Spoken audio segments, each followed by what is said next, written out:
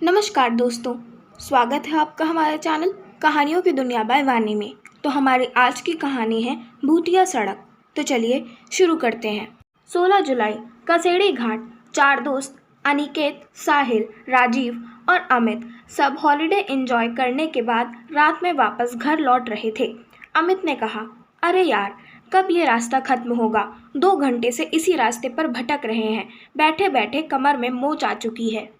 राजीव कहता है, हाँ यार साहिल, तुझे इस रास्ते के बारे में पता भी है या ऐसे ही गाड़ी को भगाया जा रहा है? साहिल कहता है, पता नहीं यार, दिन में तो ये रास्ता जल्दी कट जाता है, ना जाने इस वक्त ऐसा क्या हो रहा है। और वैसे भी मैं रात में कभी इस रास्ते पे सफ़र नहीं करता। दिन में 2 से 3 बार यहाँ से गुजरा हूँ। रात का एक्सपीरियंस तो मुझे भी नहीं है। वो आपस में बात ही कर रहे थे कि तभी उन्हें पीछे से एक ट्रक की तेज हॉर्न सुनाई देती है। वो गाड़ी लगातार इनकी गाड़ी को ओवरटेक करने की कोशिश कर रही थी। अमित कहता है, कैसा ड्राइवर है, पीकर गाड़ी चला रहा है क्या? इतने में उस ट्रक ने इनकी गाड़ी को एक तेज टक्कर दी और लगातार हॉर्न बजाता रहा। अनिकेत ने कहा, साहिल साइड दे उसको, वरना ऐसा लगता है कि ये हमें मारने के इरादे से आया है। साहिल उस ट्रक को साइड दे देता है और वो गाड़ी सीधा आगे निकल जाती है। साहिल कहता है, तुम लोगों ने उस गाड़ी को देखा? ऐसा लग रहा था कि जैसे खंडर से निकाला हो। ऐसा लगता है 200 साल पुरानी ट्रक है। वो लोग इस इंसिडेंट से घबरा गए थे। तकरीबन 10 मिनट बाद गाड़ी एक पुराने कब्रिस्तान से गुजरती है। उस हाईवे पर एक कब्रिस्तान भी पड़ता था। गाड़ी जैसे ही उस कब्रिस्तान से गुजरती है, उन्हें कब्र के पास वही पुरानी ट्रक दिखती है जो थोड़ी देर पहले उनकी जान की दुश्मन बनी थी। राजीव कहता है, साहिल गाड़ी रोक, वो देख। अमित कहता है, अरे ये तो वही ट्रक है जिसने हमें परेशान कर दिया था। साहिल ने कहा, मुझे लगता है कि हमें एक बार जाकर देखना चाहिए कि बात क्या है। अमित ने कहा, तू पागल हो गया है क्या? आधी रात इस तरह कब्रिस्तान में जाने की बात कर रहा है। अरे मरना है क्या? अमित उन्हें वहां जाने से रोकने की कोशिश करता है, लेकिन तभी उन्हें उसी ट्रक से एक आदमी उतरता दिखता है जिसने काले कपड़े पहने हुए थे और उसके सर पर एक टोपी थी। वह लगभग 7 फीट लंबा और हट्टा कट्टा था। यह देखकर ना जाने क्यों सबकी उत्सुकता और बढ़ गई और अमित के अलावा सभी उस आदमी के बारे में पता लगाने के लिए उत्सुक हो गए। सभी उस आदमी के पीछे जाते हैं और अमित को भी मजबूरन उन तीनों के साथ जाना पड़ता है। चारों जब उस ट्रक के दीवार के पास पहुंचते हैं तो उनका दिल बैठ गया। उन्होंने जो देखा उसे देखने के बाद उनके रोंगटे खड़े हो गए। उन्होंने देखा कि एक ट्रक ड्राइवर कब्र खोदकर लाशों को निकाला और उसे बेरहमी से खाया जा रहा था। वह जिस्म के हर एक अंग को निकालकर गंदी तरह से खाया जा रहा था। अनिकेत ने कहा, भाई ये कौन सा राक्षस है? निकलो यहाँ से जल्दी से।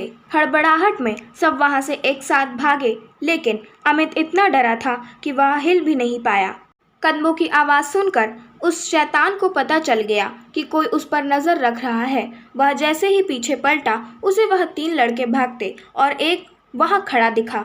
वह शैतान अमित के करीब पहुंचा और उस शैतान ने सीधा अमित के गले पर वार किया और एक ही वार में अमित की दर्दनाक चीख निकली और इसके साथ ही अमित की वहीं मौत हो गई।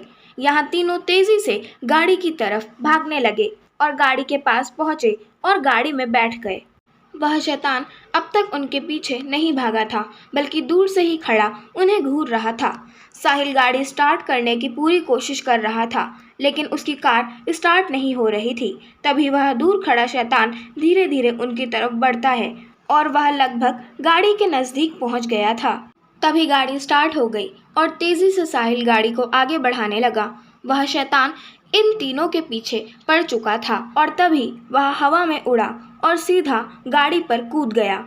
और जैसे ही अनिकेत उसे देखने के लिए अपनी मुंडी गाड़ी से बाहर निकाली, तभी उस शैतान ने अनिकेत का सर अपनी भारी तलवार से काटकर अलग कर दिया और उसका अधकटा शरीर गाड़ी में ही फड़फड़ाने लगा। यह देखकर साहिल और राजीव दोनों डर गए और दोनों जान बचाने के लिए चलती गाड़ी से कूद गए। वे दोनों घास के मैदान में गिरे, जिससे उन्हें कम चोट आई। वे दोनों सांस दबाए घास में लेटे रहे, लेकिन उनके डर को उस शैतान ने महसूस कर लिया और फिर शैतान को राजीव एक कोने में दिखा।